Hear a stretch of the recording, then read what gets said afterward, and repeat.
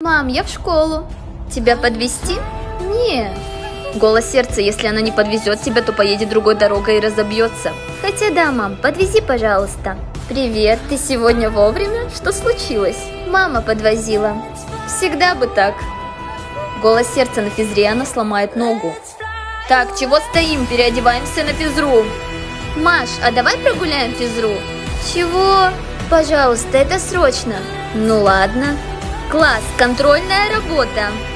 Она погибнет, если сейчас же не покинет школу. Что? Ник, есть ручка? Да, секунду. Она тоже погибнет, если сейчас же не покинет школу. Ничего не понимаю. Внимание всем классам, срочная эвакуация. Что происходит?